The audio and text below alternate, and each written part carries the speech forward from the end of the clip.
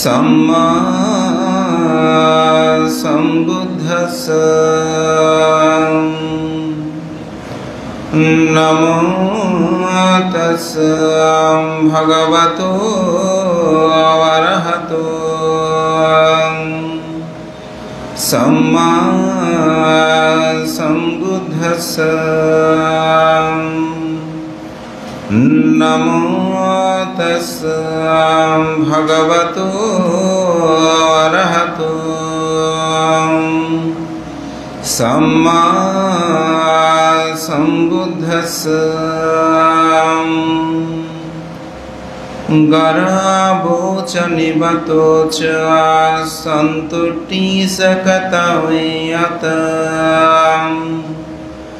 कालेन धम्मसवनं एतं मङ्गलमुत्तमं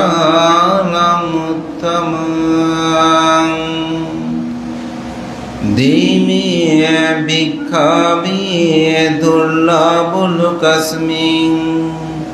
कतमे धुरे यो स पुब्बकारी यो स कतयो कदवेदियं एतेन सच्छवज्जेन होतु ते जयमङ्गलं ते।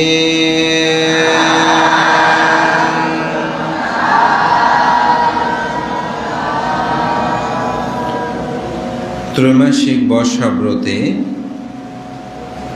अष्टमी तिथि उपलक्षे ऐतिह्यबाही पुण्यतीर्थ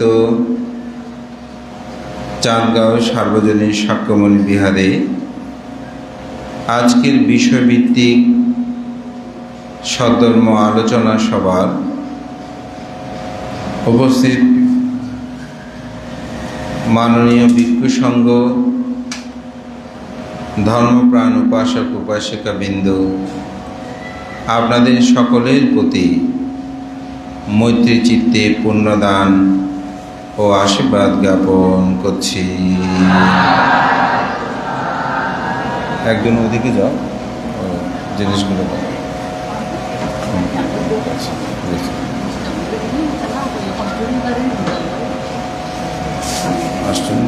इतना दिलाम ना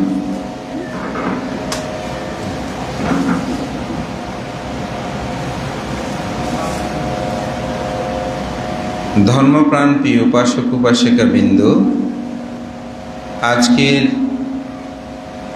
बिकाल बेलार आमार विषयभित्तिक आलोचनार विषयटा हच्छे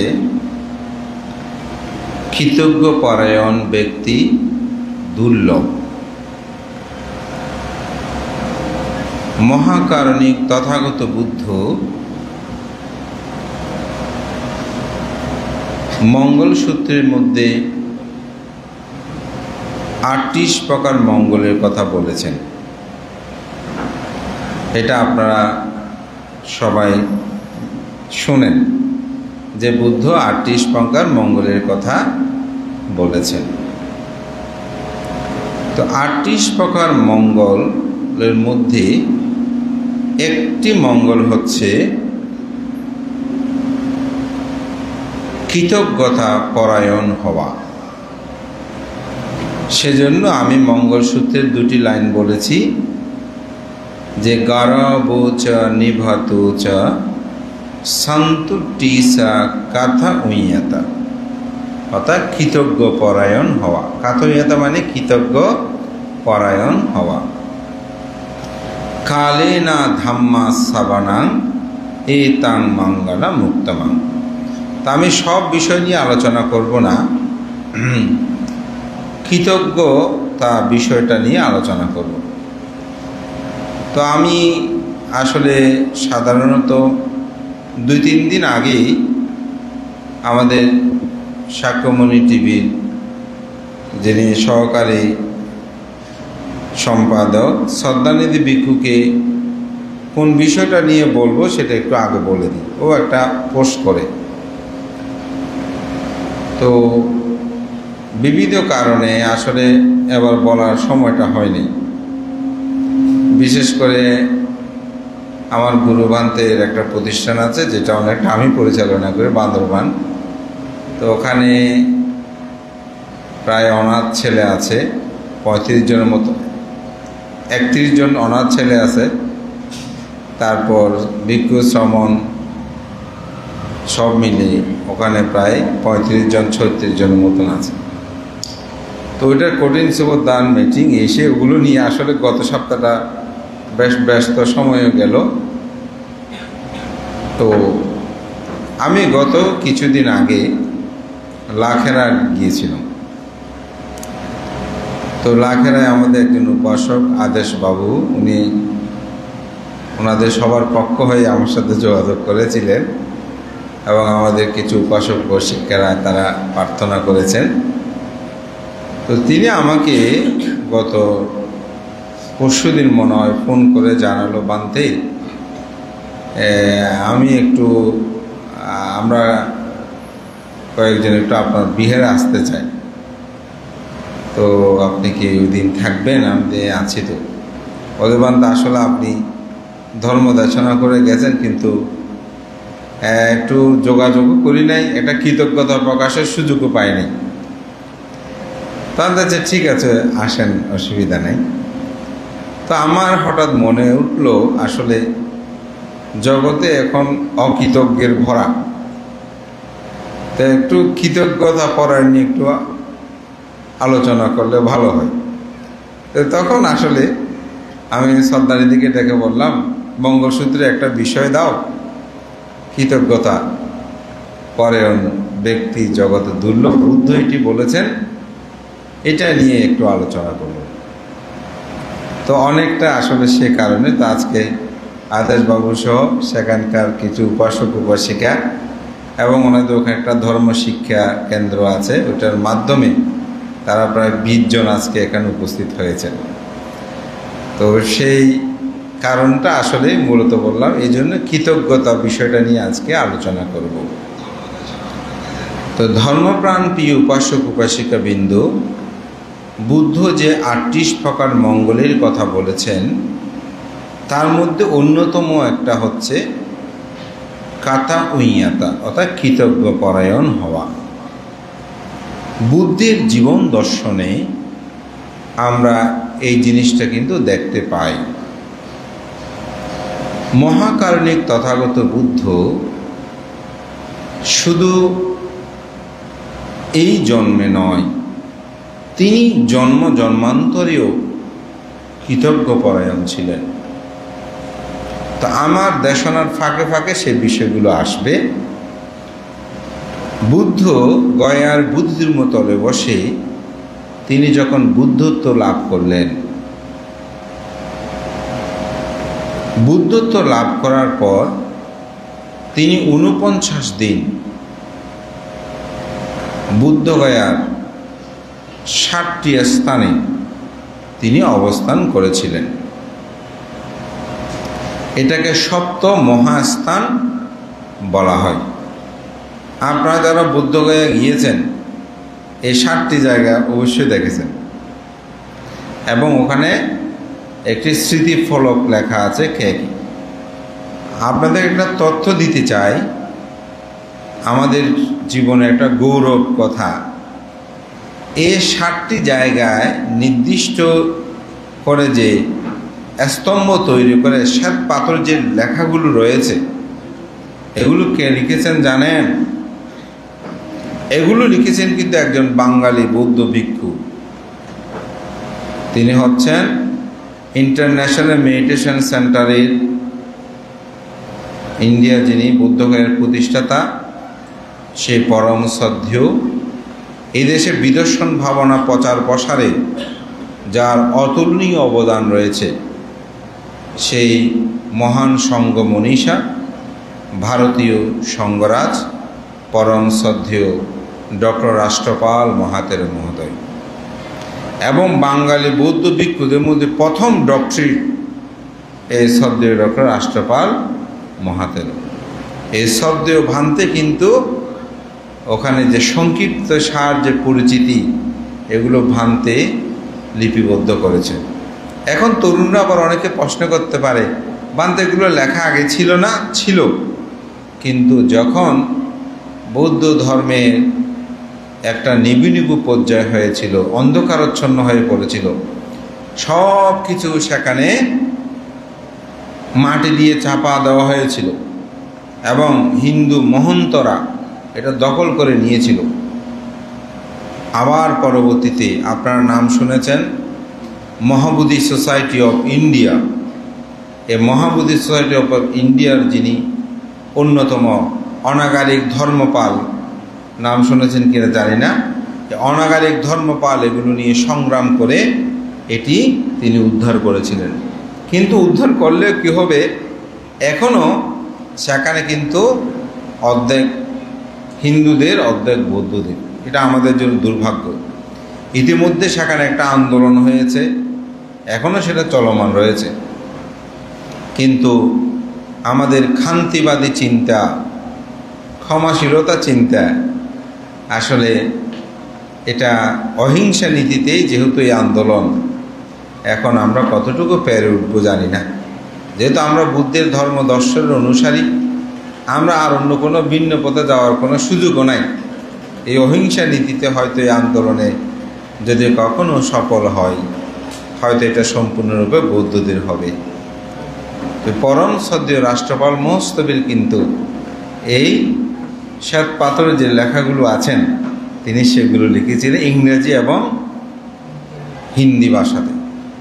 তো শ্রদ্ধেয় ভান্তের প্রতি বন্দনা জানাই আজকে স্মরণ করতে, এবং তরুণ প্রজন্মের কাছে ভান্তেকে আসলে তুলে ধরার জন্য মূলত আমি কথাটা বলছি। তো সেখানে তিনি বুদ্ধত্ব লাভের পর দ্বিতীয় সপ্তাহে অনিমেষ নেত্রে ওখান থেকে উঠার পরে বুদ্ধের দিকে তিনি তাকিয়েছিলেন। কিসের দিকে তাকিয়েছিলেন? বুদ্ধ বুদ্ধিবৃক্ষের দিকে তাকিয়েছিলেন। কেমন করে? অপলক দৃষ্টিতে। অপলক দৃষ্টি বুঝেন? চোখের পাতা পড়ে, হ্যাঁ। তো সেভাবেই বুদ্ধ এই বুদ্ধিবৃক্ষের দিকে তাকিয়েছিলেন কৃতজ্ঞতা প্রকাশে। কেন? এই বুদ্ধিবৃক্ষ আমাকে ছায়া প্রদান করেছে, এই বুদ্ধিবৃক্ষের ছায়া তোলে আমি বুদ্ধত্ব লাভ করেছি। এই জন্য বন্দনার মধ্যে ইয়াসা মূলে নিচিন্ন বা সাব্বারিং বিজয় আঁকা পাত্র সাব্বা ইতাং সাত্তা বন্দে তাং বুধিপাদপাং ইমে হেতে মহাবুধি লোকনা তেনা পূজিতা। এই কথাটা আগে ছিল। তা আমাদের পরম শ্রদ্ধেয় ডক্টর বরসম্বুধি মহাতেরও তিনি বুদ্ধ বন্দনা নামক একটা বই প্রকাশ করেন। তিনি সেখানে একটা যুক্তি উপস্থাপনা করেছিলেন যে বুদ্ধ তো জগতে কাউকে বন্দনা করতে, পূজা করতে পারে না, কারণ বুদ্ধ তো জগতে অদ্বিতীয়। সুতরাং পূজা শব্দটা যদিও তৎকালীন সময়ে ভান্তেরা এটা লিখেছেন, ওনারাও কিন্তু কৃতজ্ঞতা প্রকাশত্বে শব্দটা লিখেছে। তারা যে বুদ্ধ যে পূজা করেছে সে অর্থে কথাটা লিখে নাই। কিন্তু আমরা যদি প্রপারলি এটা লিখতে যাই, তাহলে পূজিতা শব্দটা না লিখে কাতমিয়াতা শব্দটা বা নিচিন্নাসা শব্দটা লিখলে ভালো হয়। আমার কাছে এটা যুক্তিযুক্ত মনে হয়েছে। এবং পরবর্তীতে বাংলাদেশে একটা জাগরণ হয়, তবে এখন অনেকে পূজিতা শব্দটা ব্যবহার করে, তবে তাতে কোনো পাপ নাই। কারণ বলবো এই অর্থে, কারণ বুদ্ধ যে বৃক্ষকে পূজা করেছে এটা কেউ মানে না। শব্দগত বিভিন্ন কিছু থাকতে পারে, কিন্তু আসল চেতনাটা কি? আমরা চেতনাটাকে মূলত ধর্ম মনে করি। তো সে অর্থে আসলে অনেকে পূজিতা শব্দটা, তবে আমি শ্রদ্ধেয় ডক্টর বরসম্বুধি বান্দের যে যুক্তিটা দিয়েছিলেন আমার কাছে এটা কিন্তু যথার্থ মনে হয়েছে, যার কারণে তখনই আমিও সেটা গ্রহণ করেছি যে না, এটা কাতা উইয়াতাটা হবে, অর্থাৎ বুদ্ধ কৃতজ্ঞতা প্রকাশ করেছেন। তো বুদ্ধ জীবন দর্শনে এটা দেখা যায় যে বুদ্ধ কিভাবে কৃতজ্ঞতা প্রকাশ করেছেন। আরেকটি কথা বলবো, যেটা আমি কোনো বইয়ে পাইনি, তবে একজন ভান্তের কাছ থেকে আমি এটা শুনেছি। তো উনি আমাকে বলেছেন এটা মহাযান ধর্ম দর্শনে আছে। তো থেরবাদ এবং মহাযান ধর্ম দর্শনে কিন্তু পার্থক্য আছে। তো তিনি বলেছেন এটা মহাযানে আছে, কিন্তু আমি মহাযানে এত বই অধ্যয়ন করার আমার সুযোগ হয়নি। তবে কতটা আমার কাছে খুব যুক্তিযুক্ত মনে হয়েছে, সেটা হচ্ছে বুদ্ধত্ব লাভের পর সারানাথে ঋষিপতন মিগধাবে বুদ্ধ প্রথম ধর্মচক্র প্রবর্তন সূত্র দেশনা করেছিলেন, এটা আমরা সবাই জানি। কিন্তু কেন করেছেন তার একটি কারণ তো অবশ্যই আছে। তো সেই কারণটাই হচ্ছে বুদ্ধ অতীত জন্মে তিনি যখন বুদ্ধি সম্ভার পালনের পূর্ণতা করছিলেন, সেই সময় একটা ঘটনা ঘটে। তিনি পিতা মাতার একমাত্র পুত্র ছিল, তখন তার বয়স 8-9 এ ধরনের হবে। পিতা মাতা সহ তিনজনে তারা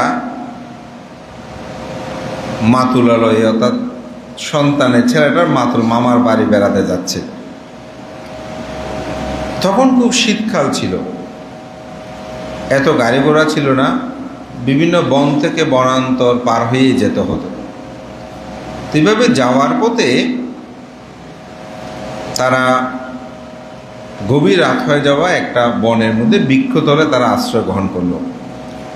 কিন্তু এত প্রচণ্ড শীত পড়ছে, তাদের গায়ে যে কাপড়গুলো ছিল ওগুলো দিয়ে কোনো ক্রমেই তারা সেখানে থাকতে পারছে না, ঠান্ডায় যেন মরে যাবে এরকম অবস্থা হয়ে গেছে।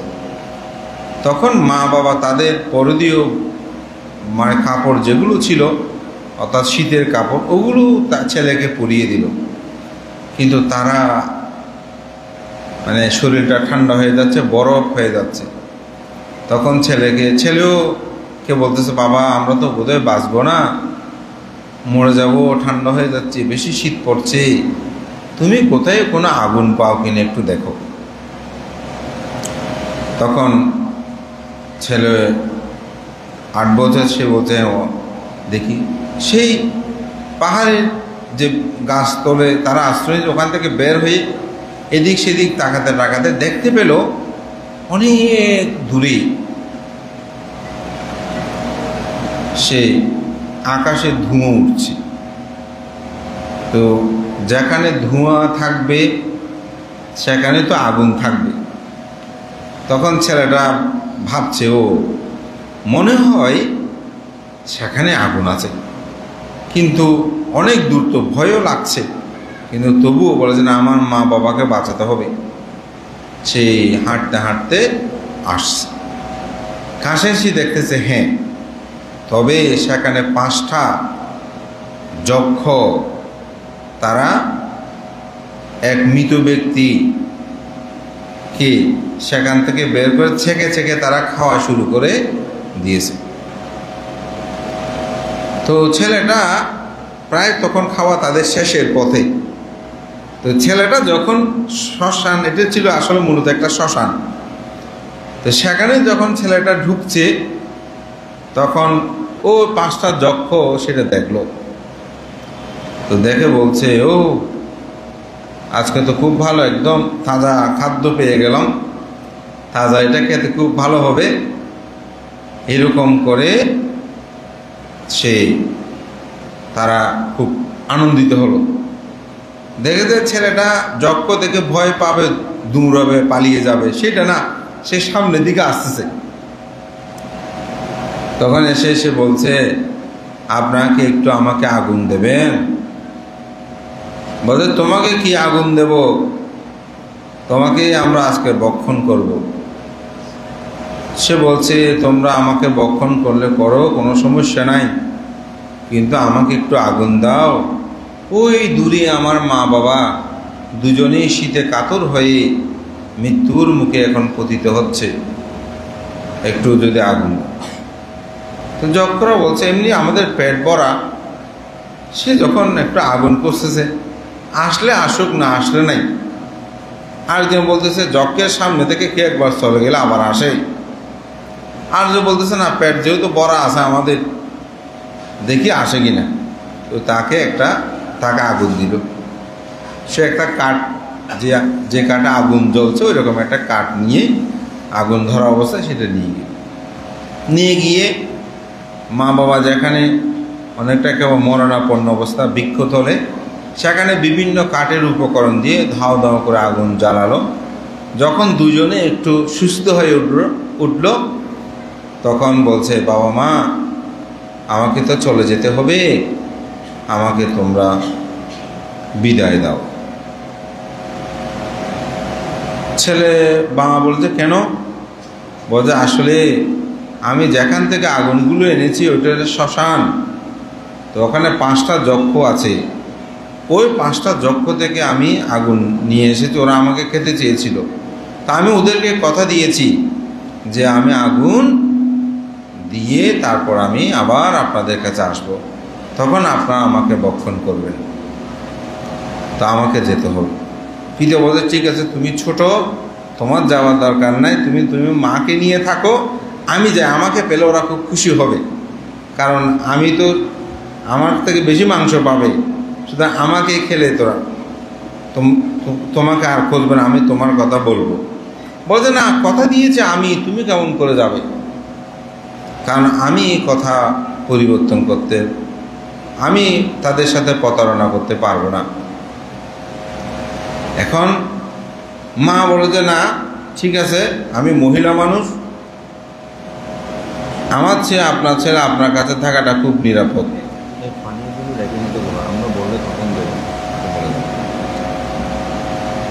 বলে যে যখন মহিলা মানুষ আমি গেলে সুতরাং সেটা বেশি ভালো হবে, আপনি আমার সন্তানকে নিরাপদে রাখতে পারবেন, সুতরাং আমি মনে করি আমি যাই। এখন মাও যেতে চায়, বাবাও যেতে চায়। ছেলে বলে যে না, আপনাদের কারো যাওয়ার কোনো সুযোগ নাই, আমিই কথা দিয়েছি, আমাকেই যেতে হবে। শেষ পর্যন্ত ছেলের কথায় ক্রন্দনে, মানে আর পারল না, যেহেতু সে এখান থেকে কোনো ক্রমে নড়ে না, তো বিদায় নিয়ে গেল। যখন ওদিকে যক্ষরা তো ওখানে আগুন ছেঁকে ছেঁকে খাচ্ছে, কথা বলছে, ছেলেটাকে দেখে অবাক হলো, আরে আমাদের সম্মুখ থেকে যদি কেউ একবার চলে যায় সেই তো আর ফিরে আসে না, কেন ফিরে এসেছে? এই কেন ফিরে এসেছে চিন্তা করতে তাদের মধ্যে জাতিস্বর জ্ঞান উৎপন্ন হলো, অর্থাৎ জন্মান্তরবাদ উৎপন্ন হলো।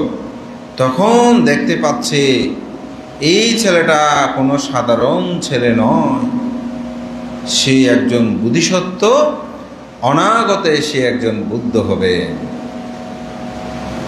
তখন হাত জোর করে তারা সবাই বলছে, যখন ছেলেটা এসেছে বলছে হ্যাঁ আমি এসেছি, আপনারা আমাকে খেতে পারেন। বলছে না, আপনাকে আমরা খাবো না, তবে আমাদের একটা সত্য আছে। কি সত্য? বলছে আপনি অনাগতে একজন বুদ্ধ হবেন, যখন আপনি বুদ্ধ হবেন তখন প্রথম আপনি আমাদেরকে ধর্মদান করে উদ্ধার করবেন, এই কমিটমেন্টটা আপনি আমাদেরকে দেন। অর্থাৎ প্রথম আপনি ধর্ম দেশনাটা আমাদেরকে করবেন, এটা যদি আপনি মানেন তাহলে আপনাকে আমরা আর খাবো না। বলছে ঠিক আছে, আমি কথা দিলাম, যদি আমি যখন বুদ্ধ হব তখন প্রথম আমি আপনাদেরকে ধর্মদান করব, আপনারা আমার পরম হিতৈষী কল্যাণকামী, আপনারা আমার পরম উপকারী, আমার পিতামাতা আপনাদের জন্য রক্ষা হয়েছে, সুতরাং আমি এই কৃতজ্ঞতা প্রকাশ করব, আমি এই কথা দিলাম। তো এটা মহাযান ধর্ম দর্শনে, আমি বারবার বলছি এটা থেরোবাদে নয়, কাহিনীটা ওখানে আছে বলছে অনেকে। তো যার কারণে বলা হচ্ছে যে ওই যে ছেলেটা ছিল সেটা ছিল আমাদের সে গৌতম বুদ্ধ, আর 5 জন যে যক্ষ ছিল সেই পঞ্চবর্গীয় শিষ্য।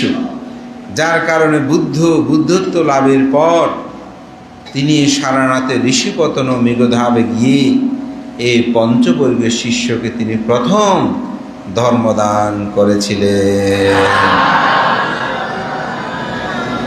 তাহলে বুদ্ধের জন্ম জন্মান্তরের এই যে কৃতজ্ঞতার প্রকাশ আমরা দেখি না, অবশ্যই আমরা দেখতে পাই।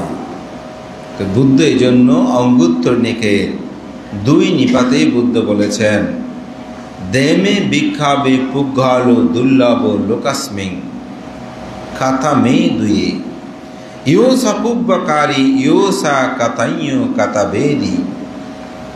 বুদ্ধ বলছেন জগতে 2 ধরনের ব্যক্তি বড় বেশি দুর্লভ। কোন ধরনের ব্যক্তি? 2 ধরনের ব্যক্তি। একটা হচ্ছে কাথাইয় কাতাবেদি, দেমে ভিক্ষাবে পুগ্ঘালো দুর্লভ লোকাস্মিন ইয়সা পুব্বকারী, যিনি পূর্বের উপকারের কথা স্মরণ করে। এমন ব্যক্তি জগতে দুর্লভ। আর একটা ব্যক্তি দুর্লভ কাথাইয় কাতাবেদি, যিনি আপনার উপকার করেছেন, তার সুখে দুঃখে আপনিও তার উপকার করবেন। কিতো বেদি, কাথাইয় বেদি, এরকম মানুষ জগতে বড় বেশি দুর্লভ। আপনাদের জীবনটাও যদি পর্যালোচনা করেন দেখবেন অকৃতজ্ঞের সংখ্যা বেশি। যার উপকার করেছেন তিনি সবচেয়ে বেশি, তিনি সবচেয়ে বেশি ক্ষতি করেছেন। যদি মানে একটু গাছন্য ভাষা বলে বাস দিয়েছেন বেশি। একজনে সেদিন পোস্টে দেয়, আসলে কথাটা ঠিক। ঈশ্বরচন্দ্র বিদ্যাসাগরের কাছে বলতেছে, আপনি তো বিদ্যান মানুষ, অমুক দেখতেছেন আমাকে কিভাবে গালিমন্দ করতেছে, বলে যে আপনি তাহলে তার কোনো ক্ষতি করেছেন? বলছেন না, আমি তার কোনো ক্ষতি করি নাই। হয় তাহলে কোনো উপকার করেছেন? বলছে না, উপকারও তো করি না। তো ভালো করে মনে করেন, হয়তো ক্ষতি করেছেন নয়তো উপকার করেছেন। তো কিছুক্ষণ ভেবে বলতেছে, ও মনে পড়ছে। কি? বলে একবার সে পানিতে পড়ে গিয়েছিল ছোটবেলায়, আমি ঝাঁপ দিয়ে নিজের জীবনের কথা চিন্তা না করে পানি থেকে তাকে তুলে নিয়েছিলাম। কত বলেছিলাম না? ঈশ্বরচন্দ্র বিদ্যাসাগর বলতে বলেছিলাম না? হয়তো আপনি ক্ষতি করেছেন নয়তো উপকার করেছেন, 2টা থেকে একটা হবে। তো আসলে আমাদের জীবনটা হচ্ছে সেরকম, যত উপকার স্বীকার করতেও চায় না। অনেকে বড় হয়ে গেল, বড় হওয়ার পরে অত অর্থবিত্তে টাকা বসিয়ে সে যে ছোটবেলায় মানুষের উপকার পেয়েছে এটা মানুষ স্বীকার করতে চায় না, স্বীকার করবে না। কারণ মনে করতে স্বীকার করলে আমি ছোট হয়ে যাব। এই ধরনের অনেক মানুষ আছে না, মনে করতে আমি যদি স্বীকার করি তাহলে আমি ছোট হয়ে যাব। কিন্তু বুদ্ধ বলছেন, যারা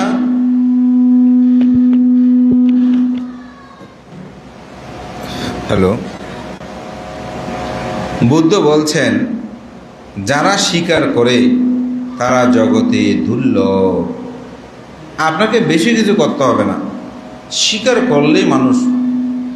আমি আপনাদের একটা উদাহরণ বলি। আমাদের বাংলাদেশ ব্যাংকের যিনি গভর্নর হয়েছিলেন আতিউর রহমান, আপনারা অনেকের নাম শুনেছেন।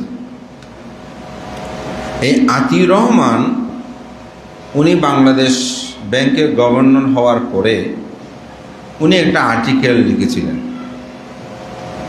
আর্টিকেলটা পড়ে আমি অবাক হয়ে গেছি। একজন মানুষ কত বিশাল হলে আসলে তিনি তার জীবনের কথা অকপটে বলতে পারে। সে খুব দরিদ্র পরিবারের সন্তান। স্কুলে যাওয়া ক্লাস 4 পরে বন্ধ হয়ে যায়। তো এখন ক্লাস 5 সে কিন্তু আর ভর্তি হতে পারে নাই টাকার অভাবে। তো যখন দ্বিতীয় সময়ে কয়েকটা পরীক্ষার পরে বার্ষিক প্রতিযোগিতা হচ্ছে, রাত্রের নাটক হবে স্কুলে। তো সে ভাইয়ের সাথে স্কুলে নাটক দেখতে গেছে। তো নাটক দেখে আসার পথে ভাবতেছে, আমিও যদি আজকে স্কুলে ছাত্র হতাম তাহলে আমিও অনেক পুরস্কার পেতাম, আমিও নাটক করতাম বা এখানে অনেক সম্মানিত হতাম। তো ওনার সাথে ভাই ছিল, তো ভাইকে বলছে, দাদা তুমি কি আমাকে আবার স্কুলে ভর্তি করিয়ে দেবে? আমার স্কুলে খুব পড়তে ইচ্ছে করছে। তো দাদারও খুব প্রাণ কেঁদে উঠলো, ভাই যেভাবে বলছে। হয়তো ঠিক আছে, কালকে তোকে নিয়ে যাবো। তখন পরের দিন স্কুলে তাকে নিয়ে গেল। এখান থেকে একটা শিক্ষণীয় বিষয় আছে, সেজন্য বলছি। নিয়ে গেল, প্রধান শিক্ষককে জানালো ভর্তি হওয়ার কথা। প্রধান শিক্ষক বলতে, আর মাত্র বার্ষিক পরীক্ষায় 4 মাস নাই, এখন কিভাবে তাকে ভর্তি করে? আর ও তাহলে লেখাপড়া হবে না, এখন এসে লেখাপড়া হবে না।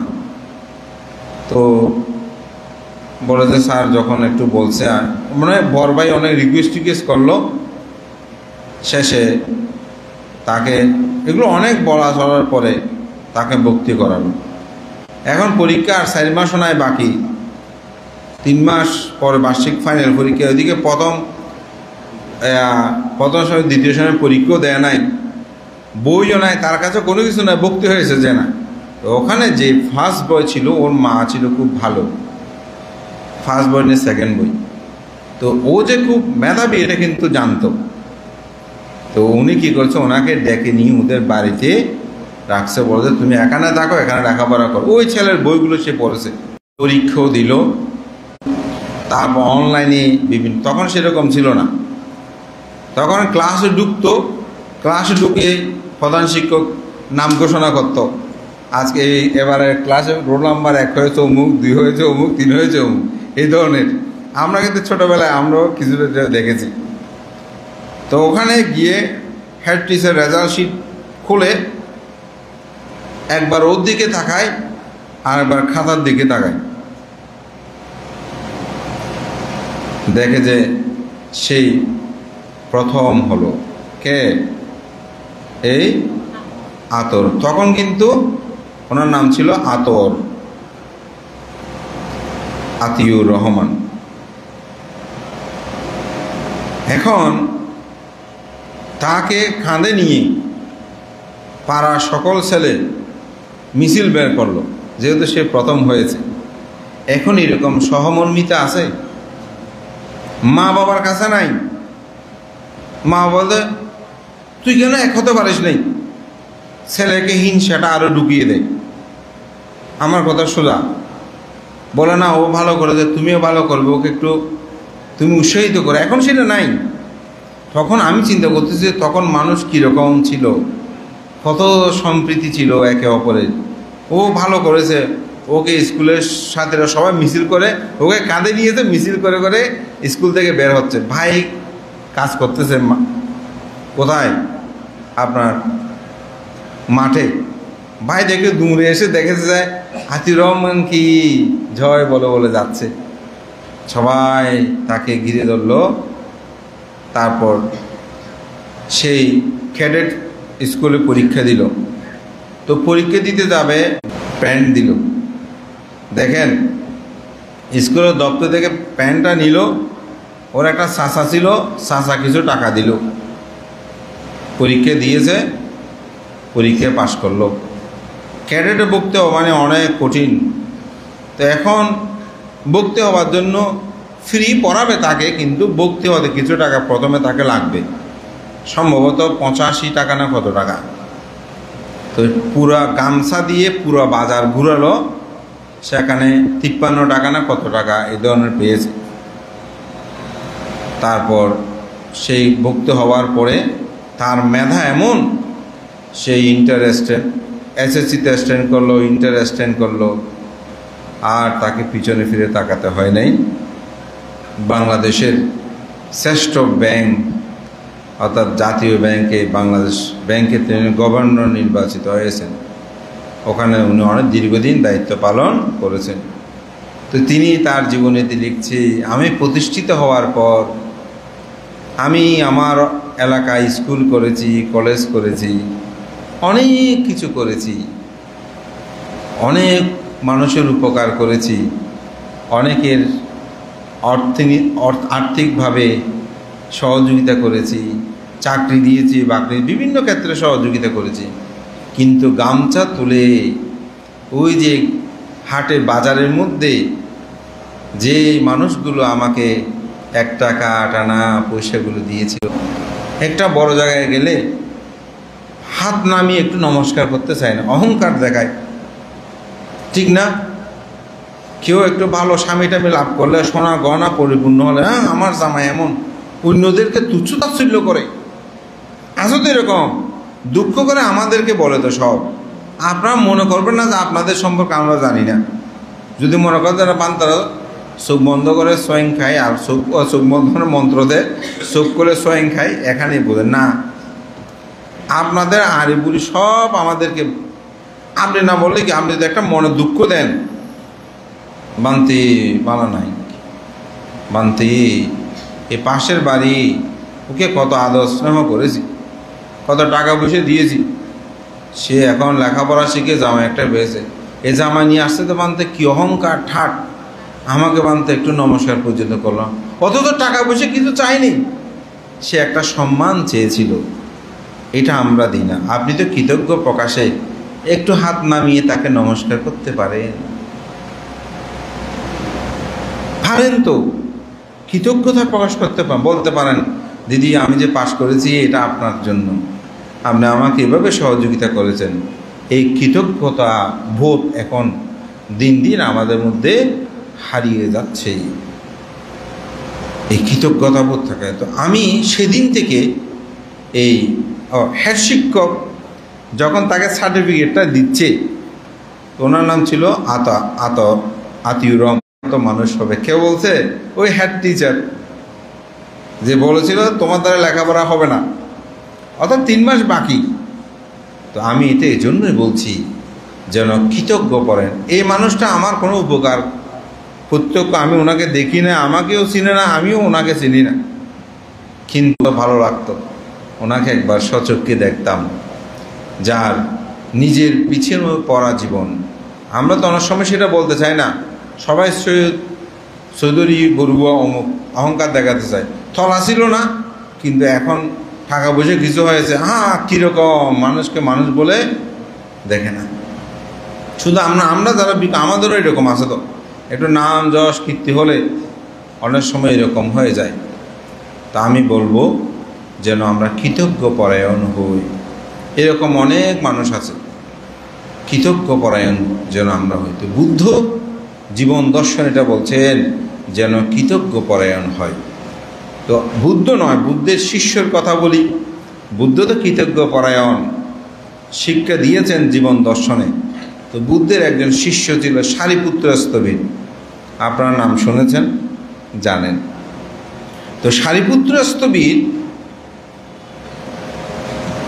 একদিন সঙ্গ সভার মধ্যে একটা ঘটনা ঘটল, সারিপুত্র সেখানে উপস্থিত আছেন।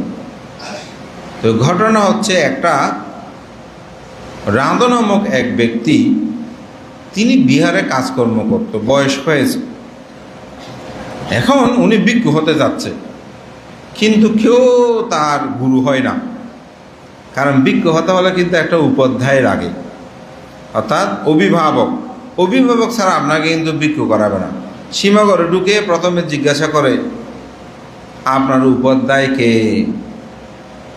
অর্থাৎ অভিভাবক ছাড়া সঙ্গ আপনাকে কোনোদিন ভিক্ষু করাবে। কারণ ওই সব ভিক্ষু যদি কোনো ব্যতিক্রম করে, যাতে ওনার গুরু ওনাকে শাসন করতে, ওনাকে বলতে পারে। তো কেউ হয় না, কারণ বৃদ্ধ বয়সে ওনাকে কে দেখবে, কে দায়িত্ব নেবে। কিন্তু বুদ্ধ দেখছেন এই রাধব তার অরহত হওয়ার হেতু আছে। কি আছে? তার অরহত হওয়ার হেতু আছে। তখন বুদ্ধ সবাইকে বললেন, তোমরা কেউ কি তার উপাধ্যায় হবে, গুরু হবে? সবাই চুপ। তো বুদ্ধ বলছেন, সারিপুত্র, তুমি কি তার উপাধ্যায় হবে? বলে, তথাগত বুদ্ধ, আমি তার উপাধ্যায় হব। কারণ আমি একবার পিণ্ডচারণে বের হয়েছি যে ওই সময় এ রাধো আমাকে 1 চামচ সয়েন দিয়েছিল। কি দিয়েছিল? 1 চামচ সয়েন দান করেছিল। বলে, তুমি কি তার প্রত্যুপকার করবে?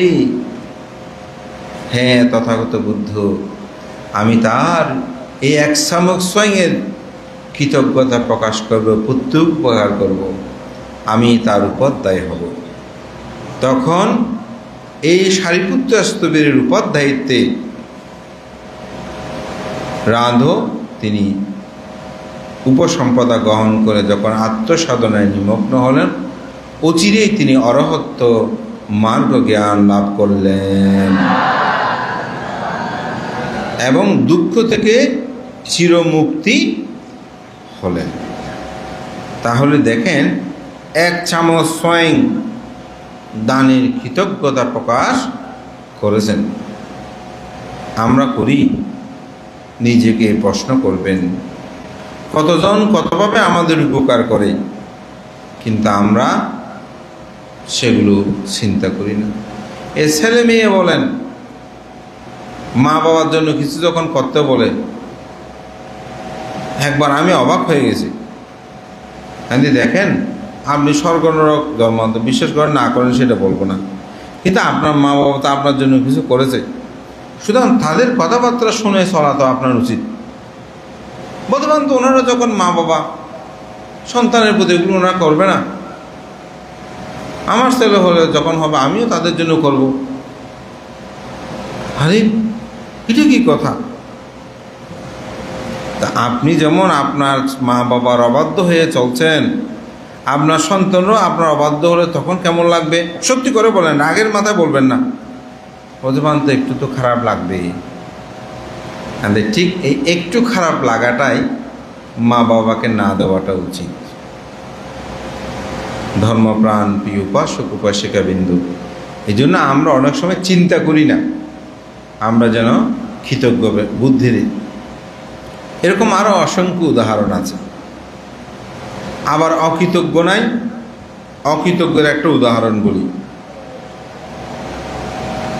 এক শিকারী, তিনি একটি বনের মধ্যে গমন করেছেন। দুর্ভাগ্যক্রমে সে কোন পথ দিয়ে বের হবে সে পথ হারিয়ে ফেলেছে, বের হতে পারছে না। তো একটা হাতি বুঝতে পারলো যে লোকটা পথ হারিয়ে ফেলেছে, সে কোনো ক্রমে এখান থেকে বের হতে পারছে না। তো হাতিটা কি করেছে, লোকটার যেখানে বিশ্রাম করতেছে, অনেক দুঁতে দুঁতে ক্লান্ত হয়ে গেছে, ওদিকে যখন আস্তে আস্তে লোকটা দুঁতে শুরু করে, সবাই হাতি থেকে বাঁচতে, লোকটা দুঁলে হাতি থেমে যায়। তো লোকটা আবার থামে, দাঁড়ায় থাকে। লোকটা দাঁড়ালে হাতি আবার হাঁটতে থাকে। হাতি হাঁটলেই লোকটা দুঁতে থাকে।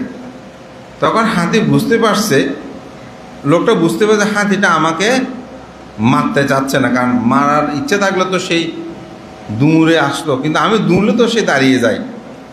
তখন সে আর পালিয়ে যায়নি, দাঁড়িয়ে আছে। হাতি এসে শুন্ডু দিয়ে তাকে জড়িয়ে মাথায় কাঁধে তুলে নিয়ে, পিঠে তুলে নিয়ে, তারপর আস্তে আস্তে আস্তে আস্তে ওই যে পথ দিয়ে বের হওয়া যায়, পথ হারিয়ে ফেলেছে, সেখানে হাতে গিয়ে তাকে নামিয়ে দিয়ে আসলো। তো ফিরে এসে বাড়িতে এসে সে ভাবছে, এই হাতিটা তো খুব ভালো। ও হাতির দাঁত ব্যবসায়ীর সাথে তিনি কথা বললেন, বলতে হাতির দাঁত তুমি ক্রয় করলে কত দেবে? দেখা যায় খুব মূল্যবান, অনেক দামে বিক্রি করা যাবে। বলতে ঠিক আছে, আমি জোগাড় করব। সে আবার ওই বনে আসছে, এখন তো পথ চিনি, এসে হাতিটাকে দেখছে।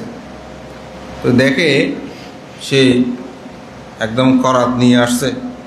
তো এসে বলছে, হাতি তুমি তো আমার উপকার করেছো, সেদিন আমি পথ হারিয়ে ফেলেছিলাম, এখন আমি খুব অভাবে আছি, যদি তোমার একটা দাঁত আমাকে দাও তাহলে এটা বিক্রি করে আমি পরিবার চালাতে পারবো। হাতি একদম চুপ করে আছেন, কিছু বলল না। তারপর সে করাত দিয়ে কেটে দাঁত একটা নিয়ে গেল, ওটা বিক্রি করে টাকা পেল।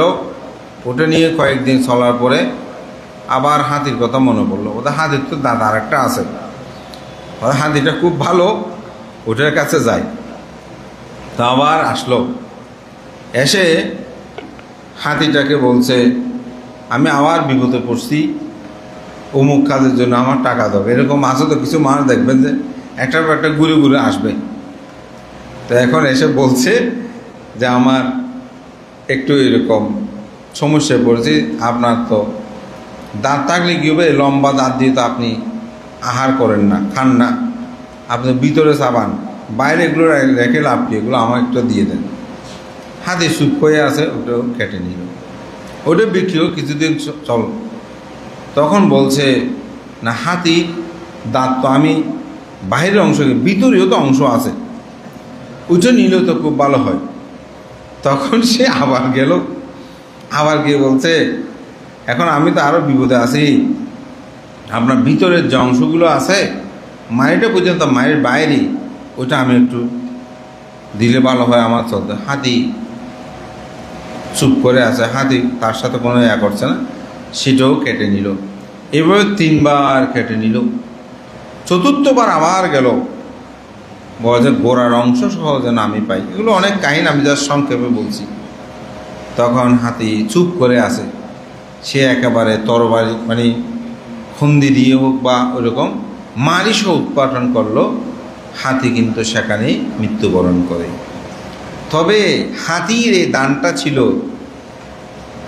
বুদ্ধত্ব লাভের জন্য, সে দানপারামির পূর্ণতা।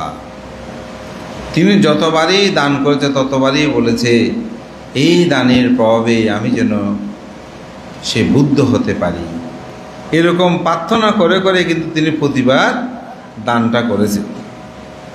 আর ওই শিকারী ব্যাধ সে লোভবশত বারবার এরকম করে কেটে সে নিয়ে এসেছে। তো সেই লুবিটাকে, নাম তো বলতে হবে না আশা করি, বুদ্ধ যেখানে থাকবেন তার বিরোধিতা করবে দেবদত্ত। এর পরম্পরা এগুলো আছে, আপনি যেখানে ভিক্ষু দেখবেন ওখানে আবার দেবদত্তের দলও আছে। হ্যাঁ, ওদের উৎপাতেও আপনি থাকতে পারবেন না। হ্যাঁ, তো এটা আসলে যুগে যুগে এরকম হয়, ভালো এবং মন্দ। তো ঠিক সেই ব্যাধ সেটি সে ছিলেন। তো বুদ্ধ এখানে শিক্ষা দিয়েছেন আমাদেরকে যে মানুষ কত অকৃতজ্ঞ হয়, মানুষ কত অকৃতজ্ঞ হয়। এটা অকৃতজ্ঞ না, তাকে পথটা দেখিয়ে দিল এবং দাঁত কাটতে কাটতে তাকে শেষ পর্যন্ত মৃত্যু তাকে মেরেই ফেলল। এরকম জগতে অকৃতজ্ঞ আপনাদের মধ্যেও আছে অনেক, নিজের জীবনে সব কিছু করেছেন, সে স্বার্থ সব আপনার সম্পদ নিজেই নিয়ে নিয়েছে, আর ওখানে থাকতে দেন। আমাদের মধ্যে অনেক আছে, এখানে কেউ বাদ না, আমরা আপনাদের সন্তান। তো সেজন্য অকৃতজ্ঞ মানুষ, এই অকৃতজ্ঞ যারা, তারা যত বড় কিছু হোক, মানুষগুলো আসলে ভালো মানুষ নয়। এই জগতে এই ধরনের অকৃতজ্ঞ অনেক ব্যক্তি রয়েছে। তাই কৃতজ্ঞ পরায়ণ, বুদ্ধ বলছেন কৃতজ্ঞ পরায়ণ হওয়া।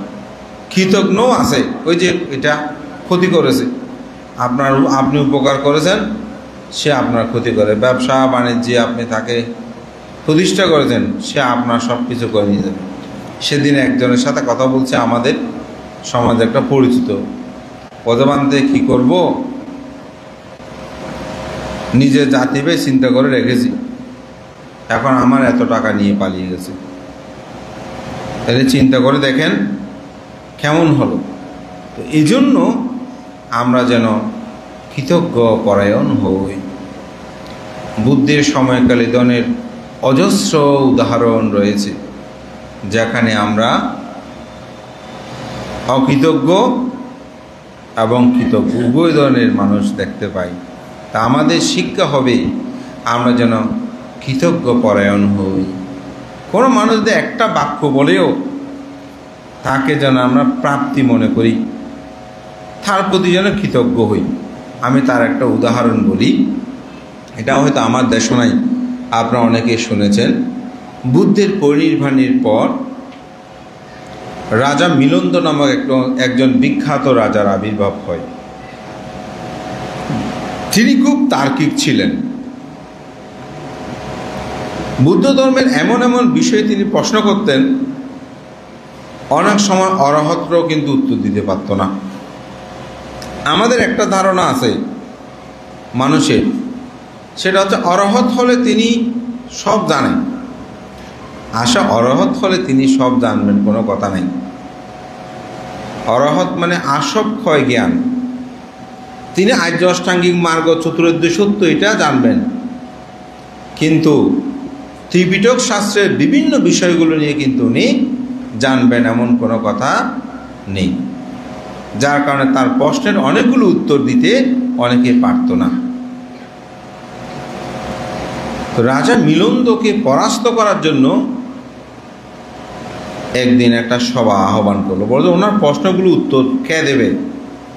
তো দেখতে পেল যে একটা দেবপুত্র স্বর্গের মধ্যে আছে, সেই উত্তরগুলো দিতে পারবে, আর কেউ তাকে পরাস্ত করতে পারবে না।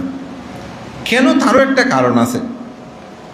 কারণটা হচ্ছে অতীত জন্মে একজন ভিক্ষু সমনকে বলতে, সমন তুমি বিহারটা ঝাড়ু দাও।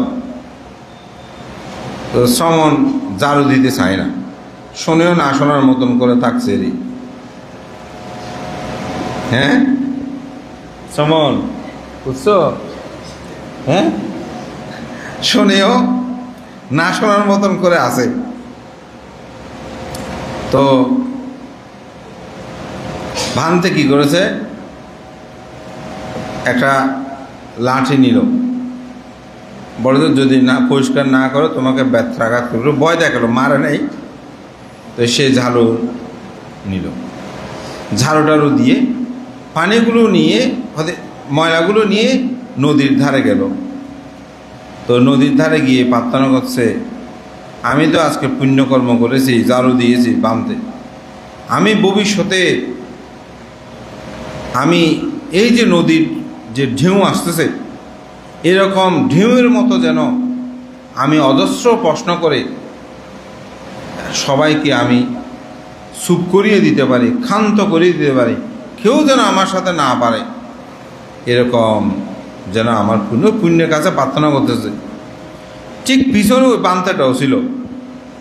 তো বান্তাটা বলতেছে, পরিষ্কার তো আমি করিয়েছি তার দিয়ে, সুতরাং আমিও প্রার্থনা করছি, আমারও পুণ্য হয়েছে।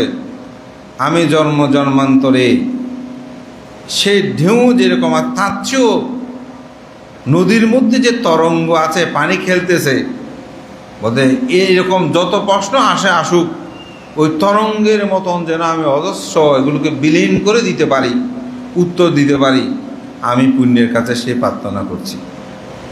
তো ওই শ্রমণটা হলো রাজা মিলন্দ। এখন ওই ভান্তেটা তখন স্বর্গের মধ্যে অবস্থান করছে, পারামে পুণ্য করে। তো ভিক্ষুরা চিন্তা করতেছে, সঙ্গ চিন্তা তাকে আনতে হবে, সেই উত্তরগুলো দিতে পারবে। তখন তাকে প্রার্থনা করলেন। তিনি সুনত্র ব্রাহ্মণের ঘরে এসে প্রতিসন্ধি গ্রহণ করলেন। তা একজন ভিক্ষু, ওনার নাম ছিল রোহণস্তবী, উনি সঙ্গের সম্মেলনে আসতে পারেন নাই, কারণ তিনি সমাপত্তি দেয়ানা ছিলেন, অর্থাৎ দেয়ানা জগতে একটা সুখেরই।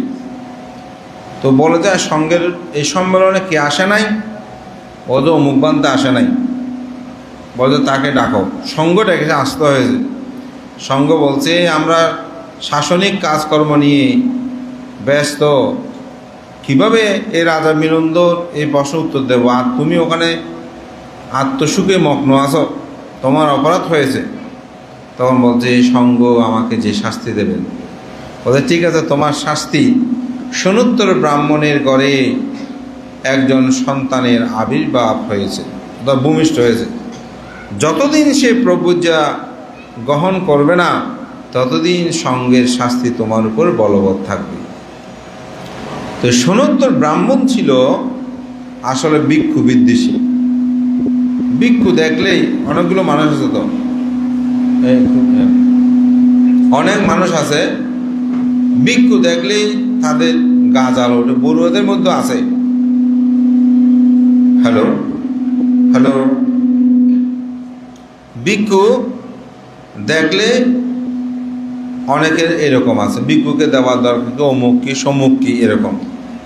অনেক সময় কেউ যদি দেয়, নিজে তো দেবে না, কিন্তু আর জনে দিচ্ছে, সেটাও সে সহ্য করতে পারে না।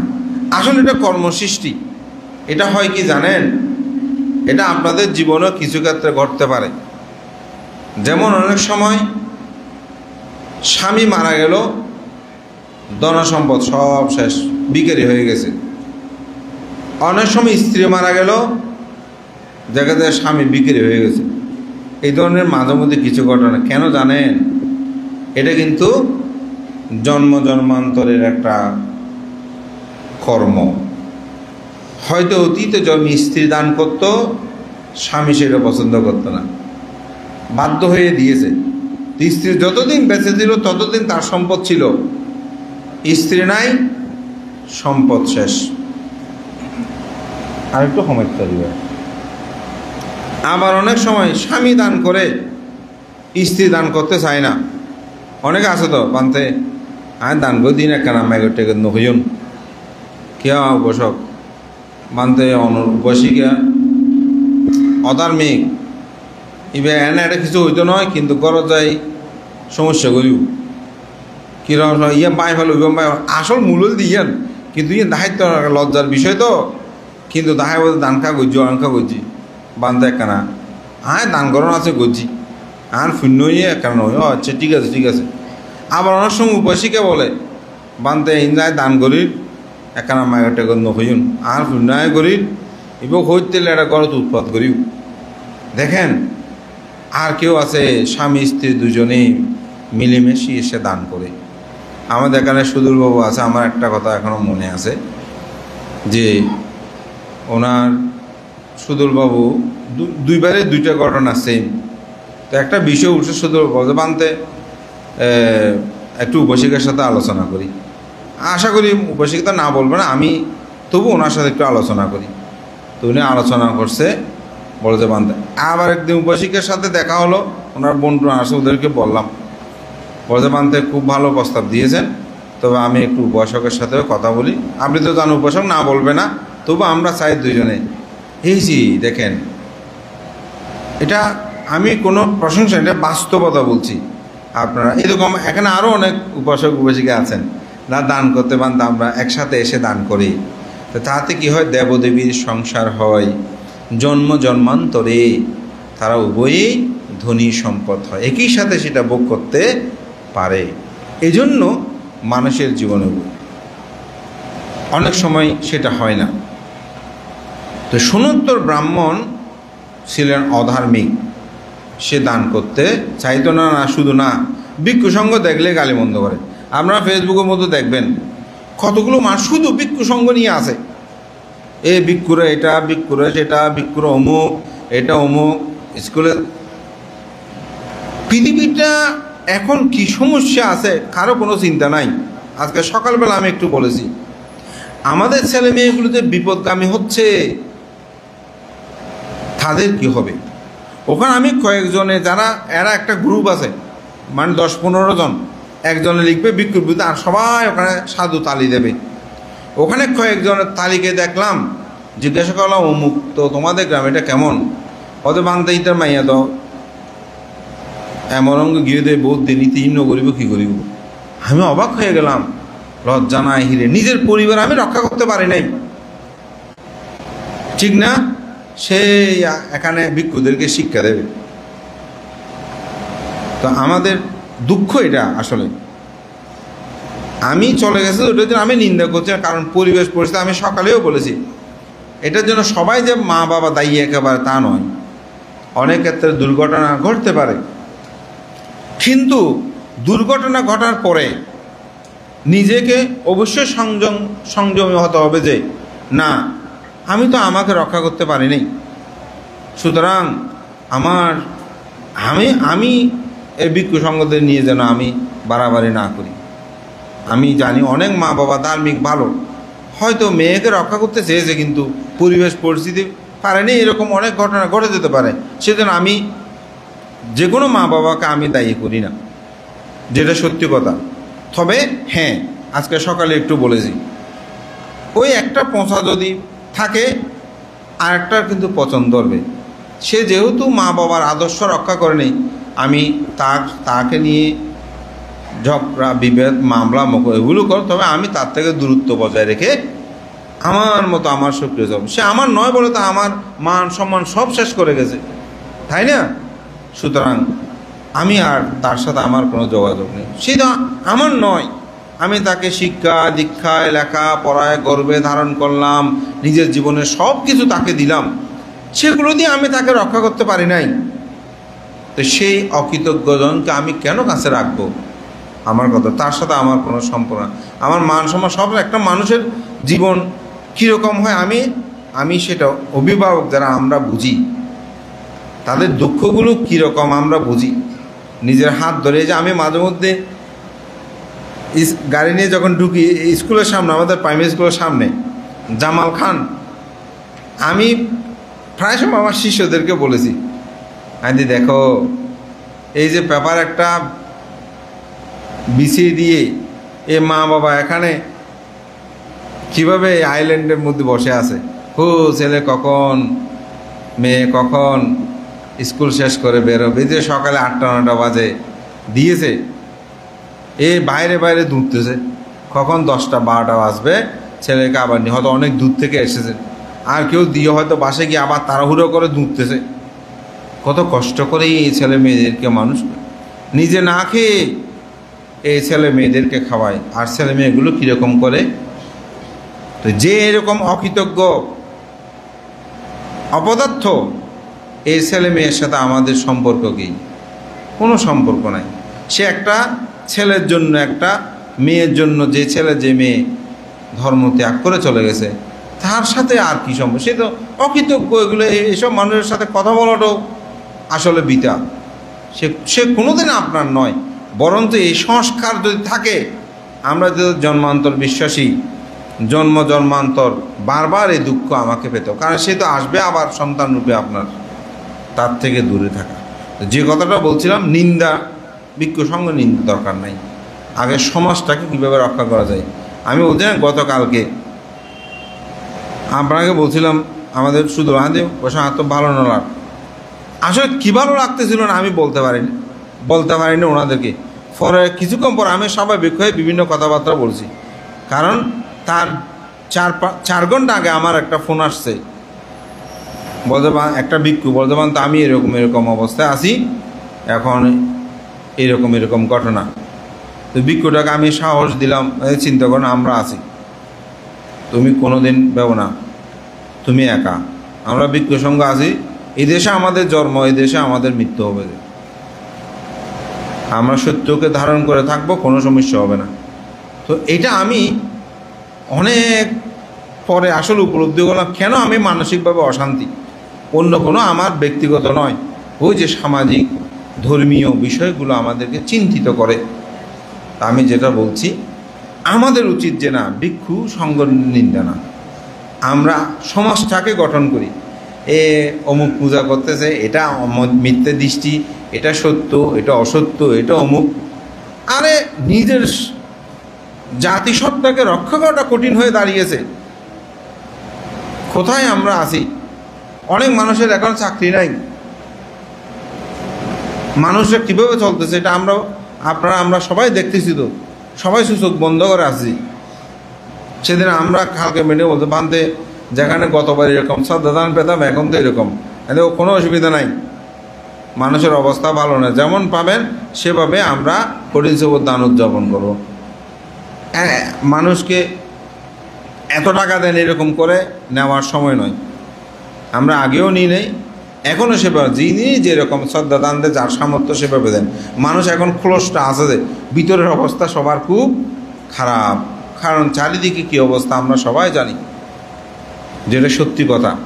তো সেজন্য আমাদের উপলব্ধিটা করতে হবে। যেটা বলছি যে কৃতজ্ঞতা পরায়ণের কথা বলতে গিয়ে, এই সোনোত্তর ব্রাহ্মণ ছিল ভিক্ষু বিদ্বেষী। ভিক্ষু দেখলে সে গালিমন্দ করত, এবং কোনোদিন কোনো ভিক্ষুর সাথে একটা কথা বলে, পরিবারকে বলে রাখছে কোনো ভিক্ষু আসলে কোনোদিন তোমরা কিছু দেবে না। তো একদিন তিনি ওই রোহণাস্তবীর ভান্তেটা পিণ্ডচারণে যায়। তো ওদের বাড়ির সামনে গেলে একটু করে দাঁড়ায়। এটা ভান্তে দিন, যে কোনো পিণ্ডচারণ করলে একটু দাঁড়াতে হয়, মানে উঠানে গেলে ঘাটায় আমরা যেটা বলে দিই, ওখানে গেলে আবার হাঁটতে শুরু করে। উনি প্রত্যেক দিন যায়, দাঁড়ায়, হাঁটে চলে, কিন্তু ওদের পরিবার কেউ সোয়াইংপত্র দেয় না। তো একদিন সোনোত্তর ব্রাহ্মণ, উনি যেদিকে পিণ্ডচারণ করে যাচ্ছে ঠিক ওই দিক থেকে বিপরীত থেকে আসতেছে। তো সাথে একটা বন্ধুও ছিল তার। তখন বলতেছে, বান্তে আপনি কি কিছু পেয়েছেন? কাকে বলতেছে? ওই ভিক্ষুটাকে। তো উনি বলতে, হ্যাঁ পেয়েছি। এখন উনি তো ঠাট্টা করে ওনাকে অপমান করার জন্য বলছে, কিন্তু এখন অপমান উল্টো হয়ে গেছে না, যে আমার বাড়ি থেকে আপনি কিছু পেয়েছেন এরকম বলছে। বলছে হ্যাঁ পেয়েছি। অন্যদের সামনে তিনি হে হয়ে গেলেন। বাড়িতে এসে জিজ্ঞাসা করতেছে, এই ওই মুন্ডুকু মস্তক শ্রমণ একটা আমার বাড়ির সামনে প্রত্যেক দিন যে পাত্র একটা নিয়ে যায়, ওকে কি কিছু দিয়েছ? বলে যে না, আমরা তো কেউ কিছু দিই নাই। ছেলেটা বলতেছে যে ওই যে ছেলে আছে, বলছে আমি বলেছি অন্যত্র চলে যান। ওদের যে ছেলে সে বলছে অন্যত্র চলে যান। ও বুদ্ধের শিষ্যগণ শুনেছি সত্যবাদী, কিন্তু এখন দেখছি যে আসলে তারা সত্যবাদী নয়। কালকে আসুক, ওনাকে আমি ধরব। পরের দিন যখন পিণ্ডচারণ টাইমে আসছে, তখন উনি দাঁড়িয়ে আছে। যখনই এসেছে বলে যে হে মুন্ডুক মস্তক শ্রমণ, আমি শুনেছি বুদ্ধের শিষ্যগণ সত্যবাদী, আপনি কি সত্যিই সত্যবাদী? বলে যে হ্যাঁ আমি সত্যবাদী। বলতে সত্যি করে বলেন। বলে যে হ্যাঁ আমি সত্যবাদী। বলে যে গতকাল আমি যখন আপনাকে জিজ্ঞাসা করেছি আমার পরিবার আপনাকে কিছু কি দিয়েছে, আপনি বলেছেন দিয়েছে, কিন্তু আমার পরিবার তো বলছে আপনাকে কোনো কিছু দেয় নাই। আপনি মিথ্যা বলছেন কেন? বলছে না আমি পেয়েছি। তো হে আবার কি বলেন পেয়েছি? বলে যে হ্যাঁ আমি পেয়েছি। কি পেয়েছেন? বলে যে আমি এই পরিবারের সামনে 7 বছর 7 মাস এবং গতকালকে সহ 7 দিন আমি পিণ্ডচারণ করেছি। কেউ কোনোদিন আমার সাথে একটি কথাও বলে নাই, কিন্তু গতকাল আপনাদের সন্তান আমাকে বলল, বান্তে আপনি অন্যত্রে যান। এই একটি বাক্য আমি পেয়েছি। তখন সোনোত্তর ব্রাহ্মণের মন পরিবর্তন হয়ে গেল। আরে জগতে এত মানুষকে এত কিছু দিলাম, কেউ স্বীকার করে না, প্রাপ্তি মনে করে না, বলে যে আরো দাও আরো দাও। কিন্তু এই মুন্ডুক মস্তক শ্রমণ একটা বাক্যকে তিনি প্রাপ্তি বলে মনে করে। আসলেই তো তাকে দান দেওয়া উচিত। বলছে বান্তে আমাকে ক্ষমা করবেন, আগামীকাল থেকে না আজকে থেকে আমি আপনার স্মরণ, বুদ্ধের স্মরণ, ধর্মের স্মরণ, সঙ্গের স্মরণ গ্রহণ করলাম এবং প্রতিদিন আপনাকে আমার বাড়ি থেকে সয়েন দেবে, যিনি সামান্য কথাকে প্রাপ্তি বলে মনে করে। সুতরাং তাকে দান না দিয়ে আমি কাকে দান দেব? তো পরবর্তীতে ওই ছেলেটা, সনত্র ব্রাহ্মণের ছেলে, তিনি প্রশ্ন করেছেন, বান্দে আপনার মাথা মুন্ডুক মস্তক কেন? আপনি কি মন্ত্র জানেন? এই মন্ত্রগুলো আমি শিখতে চাই। তো বলতে, শিখলে তোমাকে শ্রমণ হতে হবে। শ্রমণ হয়েছিল। শ্রমণ হওয়ার পরে তাকে শিক্ষা দীক্ষা দিল। তারপর প্রথমে তাকে শিক্ষা দিল অভিধর্ম। তো একদিন তিনি গুরুকে বলছে, আমার গুরুটা তো মূর্খ। কেন জানেন?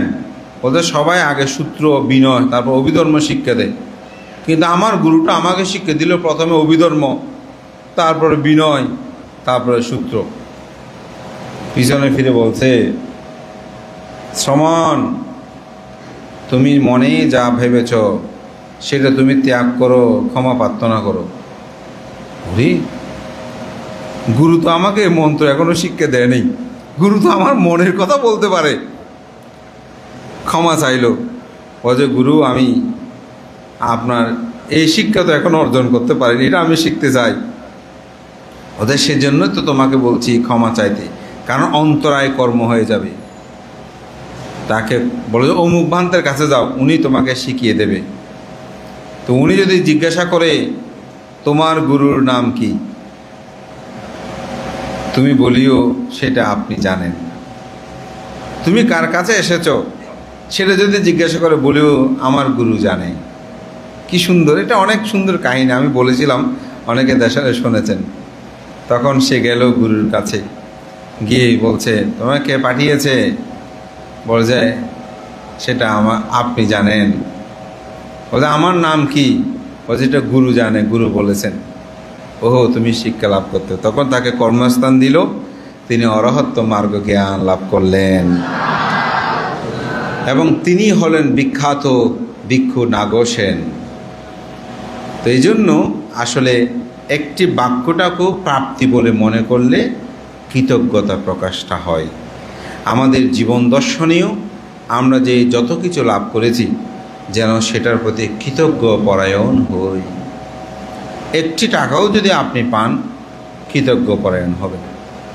আমরা ভিক্ষু সংঘ, এটা আমি সুনাম বলবো না, আমি যতটুকু জানি, আপনারা যা দান দেন, আমরা বলি ভালো হয়েছে, বান্দা আজকে কেমন হয়েছে। আমার জানা মতে যদি সে গুণবান ভিক্ষু হয়, ধর্মজ্ঞান সম্পর্কে কিছুটাও থাকে, সে ভিক্ষু কোনোদিন দুর্নাম করতে পারবে না। সে ভিক্ষু বলবে যে না, এটা ভালো হয়েছে। একবার আমি বিপদেও পড়ছি, বলছে, বান্তে আপনাকে তো জিজ্ঞাসা করলে সবসময় ভালো বলেন, হ্যাঁ ভালো হয়েছে, এটা কেমন করে বলবো? আজকে বলছে একটু খুব ভালো হয়েছে, খুব তো সবসময় বলি না। বলছে, না বান্তে, আসলে এরকম হলেও বলেন। আমাদের দেখুন, আমাদেরকে যখন কেউ দান করে, অনেক শ্রদ্ধা করে তারা কিন্তু দান করে, আমাদের বুঝা উচিত সেটা হচ্ছে উনি শ্রদ্ধা করে দান করেছে, এটা যেমন হবে হোক, এটা খুব ভালো। আমি একটা বাস্তব বলি, আমি সেদিন আমরা সয়ং খেতে বসছি, তো সয়ংয়ে হঠাৎ একটু চাউল চাউল হয়েছে।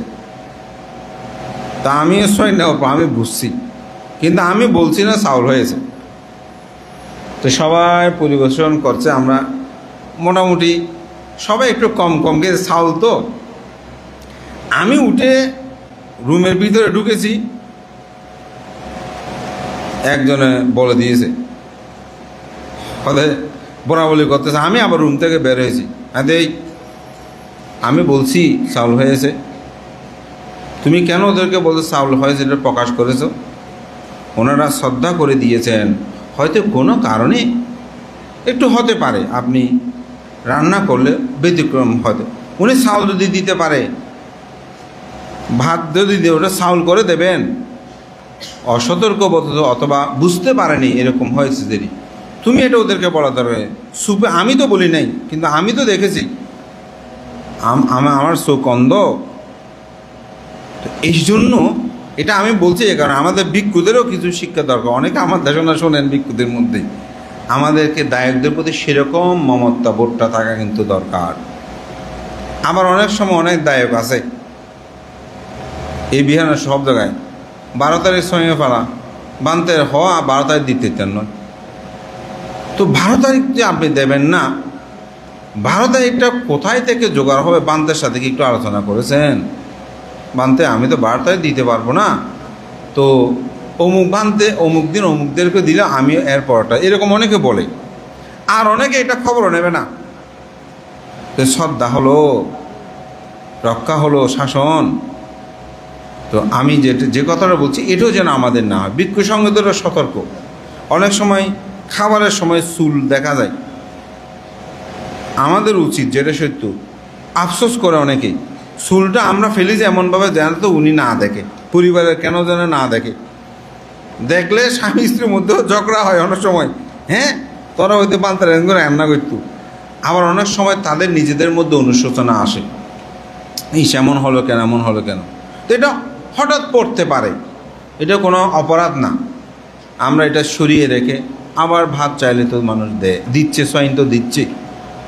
তো এই জন্য একে অপরের প্রতি যদি আমরা আন্তরিক না হই, কৃতজ্ঞ পরায়ণতা না থাকে, কত কষ্ট করে দায়করা এই অন্ন জোগাড় করে দেয়, ঠিক না? যেমন আমরা প্রতিদিন যখন সকালে স্বয়ং খেতে বসি, যেটা সত্যি কথা, আমরা স্বয়ং গুছিয়ে নিয়ে আপনাদের জন্য পুণ্য দান করি, যে তাদের আয়ু বর্ণ সুখ বল প্রজ্ঞা বৃদ্ধি হোক। যখন দুপুরে আমরা খেতে বসি, স্বয়ং গুছিয়ে নেওয়ার সময় প্রার্থনা করি যারা আমাদেরকে অন্ন দান করছে তারা যেন দীর্ঘায়ু হয়, তাদের জন্য আয়ু বর্ণ সুখ বল প্রজ্ঞা বৃদ্ধি। অনেক সময় যারা স্বয়ং দিতে এসে গুছিয়ে দিয়ে বলে আপনার একটা হাত জোর করে বসেন, আমরা আশীর্বাদ দিই। এটা হচ্ছে কৃতজ্ঞতা প্রকাশ করা, তাদের মঙ্গল কামনা করা, তারা যে আমাদের অন্নদান করছে। আবার অপরপক্ষে আপনারা যারা দায়িত্বে আছেন, আপনাদেরকেও ভাবতে হবে, ভিক্ষুরা আমাদেরকে ধর্ম দান করে সৎ পথে চলার জন্য শিক্ষা দেয়, আমাদেরকে সঠিক দিক নির্দেশনা প্রদান করে। সুতরাং তারাও আমাদের পরম হিতৈষী কল্যাণ মিত্র, তারাও আমাদের জন্য পুণ্যকর্ম করেন। যেমন অনেক সময় দেখা যায় অনেকে স্বামী ছিল, তারা মদ্যপায়ী ছিল, অন্ধকার পথে খারাপ। অনেক সময় একজন ভিক্ষুর সান্নিধ্যে গিয়ে সে পরিবর্তন হয়েছে, তাহলে তখন কি সে ভিক্ষু আপনার মহা উপকারী নয়? অবশ্যই উপকারী। আপনাকে অষ্টশীল প্রদান করে, যেমন আজকে আপনারা সবাই এসেছেন, একজন ভিক্ষু ঘরে বসা অষ্টশীল নেওয়া, আর এখানে এসে একজন ভিক্ষু থেকে অষ্টশীল, কিন্তু মানসিক চেতনার মধ্যে একটা কিন্তু পার্থক্য আছে। তাহলে আপনি যতক্ষণ সৎ পথে ছিলেন, ভালো পথে ছিলেন, এটা আপনার জন্য পুণ্যময় নয় কি?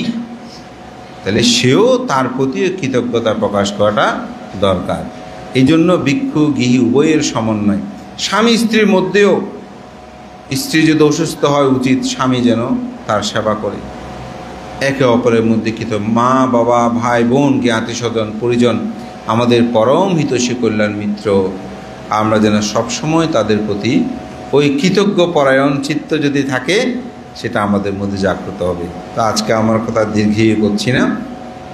মহামঙ্গল গ্রন্থে আমাদের পরম শ্রদ্ধেয় আনন্দমিত্র ভান্তে এই কাথাইয়তা অর্থাৎ কৃতজ্ঞতা সম্পর্কে তিনি অনেকগুলো সুন্দর সুন্দর উদাহরণ দিয়েছেন। আমি এখানে কয়েকটা বলেছি, এবং অকৃতজ্ঞরও অনেক ধরনের উদাহরণ আছে। এমনকি নিজের ভ্রাতাদের হত্যা হয়েছে, মাংস ভাগ হয়েছে, সেগুলো জমিয়ে জমিয়ে রেখে স্ত্রীকে রক্ষা করেছে। খুব সুন্দর একদম কাহিনীটা। কিন্তু সেই স্ত্রী তাকে পাহাড়ের পর্বত টিলে তোলে দেবতা পুজো করবে বলে স্বামীকে ফেলে দিয়েছে। অকৃতজ্ঞ এরকম অনেক। এখন একজনে সেদিন সোশ্যাল মিডিয়াতে দেখলাম, নিজের কিডনি দিয়ে দিল স্বামীকে, তবুও ওদের সন্তুষ্ট করতে পারলো না। ওদের পুরুষকে আটকানো যায় না বলে কেমন কেমন কতদিন নারী আটকানো, পুরুষ বহু কিছু। তো আসলে তো বড় দুর্ভাগ্য না? বড় দুর্ভাগ্য তো, নিজের কিডনিটা পর্যন্ত দিল, এর পরেও সেই আরেকটা বিয়ে করে আর জায়গায় আছে, কেমন মানুষ অকৃতজ্ঞ, কেমন এগুলো একটু ভাবলে তো অবাক লাগে। মানুষ এরকম পাপিষ্ট হয়, তো মানুষ কিভাবে উপকার করবে? তো আমি বলবো সর্বশেষ সেই কথাটা, আপনারা বৃক্ষ দেখেছেন না? তো বৃক্ষের ফল দেয়, বৃক্ষ ছায়া দেয়, বৃক্ষ আমাদেরকে আসবাবপত্র সব কিছু দেয়, ঠিক না? তো এই বৃক্ষের ছায়া তলে আমরা থাকি কেমনভাবে? প্রথমে গিয়ে গাছের ডালগুলো ভাঙি, ভেঙে নিচে দিয়ে বসি, তারপর ওখানে ফলমূল থাকলে সেগুলো খেয়ে ফেলি, আসার সময় গাছটা কেটে নিয়ে আসি, এরকম হয় না? তো বৃক্ষ কি করে? চুপ থাকে, সে কোনো কথা বলে না। তো কালে কালে যুগে যুগে যারা কৃতজ্ঞ পরায়ণ ব্যক্তি, যারা পরের উপকার সাধন করে, সে ব্যক্তিগণ তারা জন্ম জন্মান্তরে বৃক্ষের মতন হয়ে অকাতরে দিয়ে যায়। কে আমাকে কি উপকার করবে করবে না এত কথা ভাবার দরকার নেই। বান্দা এতক্ষণ বলেছেন একরকম, আবার এখন একটা, এতক্ষণ বলেছে কৃতজ্ঞ অকৃতজ্ঞের বিষয়, কিন্তু এখন বলছে আপনি কেমন হবেন, আপনি কে উপকার করবে না করবে ভাবার দরকার নাই, আপনি দিয়ে যাবেন, আপনার কর্মফল আপনাকেই প্রদান করবে। আপনারা নিজেদের জীবনে দেখবেন, যে মানুষ পরের উপকার করে, যার উপকার করতে সেই উপকার না করলেও কেউ না কেউ এসে কিন্তু আপনার উপকার করবে, কেউ না কেউ করবে। আমরা মাঝে মধ্যে দেশে বিদেশে যখন যাই, কারণে অকারণে যাদের একটু সহযোগিতা করেছি বা ভালো উপদেশ দিই, তারা আশেপাশে নাই, কিন্তু যাদের করে তারা এসে করে, অর্থাৎ কেউ না কেউ আপনার উপকার করবে। তাই উপকার করবেন। যিনি আপনাকে সহযোগিতা করতে পারে না তাকে সে করবে না করুক, এতে ভাবিয়েন না, আমার করার আছে আমি করি, সেভাবে করবেন। তবে নিজের পায়ের মাটি সরিয়ে নয়, নিজেরটা নিজে ঠিক রাখবেন। বুদ্ধ এই জন্য বলতে আত্মহিত পরহিত, আত্মটাও ঠিক থাকতে হবে। অনেক মানুষ আছে বেকুব, ওই বিভিন্ন জায়গা থেকে লোন নিয়ে খরচ নিয়ে মানুষকে দেবে, তো নিজেও শেষ, পরিবার পরিজনের জন্য শেষ। এগুলো দরকার নাই, আমার যতটুকু আছে সে পরিমাণে আমি তাকে সাহায্য করব। কিন্তু অনেকে কি করে, না উপকার করতে হবে, গিয়ে দেবে, সাক্ষী নিজস্ব দেবে, খরচ করে এনে দেবে, ওটা তো কোনো চিন্তা নেই, উনিও চিন্তা করতে করতে শেষ, কোনো প্রয়োজন নাই। আপনার কাছে টাকা চাইতে সে মিথ্যা বলার যতটুকু পরিমাণ আপনি অপরকে সহযোগিতা করার মতন ক্ষমতা আছে, সেই পরিমাণ আপনি তাকে সহযোগিতা করবেন, সেভাবে তার উপকার করবেন, তাতে আপনার ক্ষতি বেশি হবে না। তো সেজন্য উপকার করতে হবে। কে কৃতজ্ঞ পরায়ণ হবে না হবে সেটা তার ব্যাপার, কিন্তু আমি মনে করি জীবন দর্শনে আমরা যেন সবসময় সৎ হই, ভালো হই, কৃতজ্ঞ পরায়ণ হই। যিনি আমাকে একটি কথা দ্বারা আমার সাথে একটু ভালো হেসে কথা বলেছেন, তারও যেন মঙ্গল হয়, এই চিত্ত চেতনা পোষণ করবেন।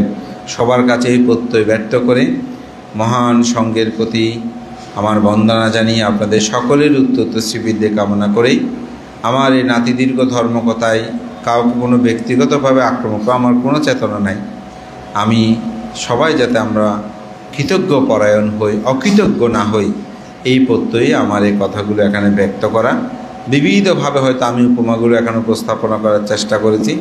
আশা করি আপনারা আজ থেকে কৃতজ্ঞ পরায়ণ হবেন, সন্তানের প্রতি, স্বামীর প্রতি, স্ত্রীর প্রতি, মা বাবার প্রতি, শ্বশুর শাশুড়ির প্রতি, সমাজের প্রতি, রাষ্ট্রের প্রতি আমাদের যে দায়িত্ব কর্তব্য, এগুলো যেন আমরা যথাযথভাবে প্রতিপালন করে আমাদের জীবনকে সুন্দর করি, কৃতজ্ঞ পরায়ণ হই, এই প্রত্যয় ব্যক্ত করে আমার নাতি দীর্ঘ ধর্মকথা শেষ করছি।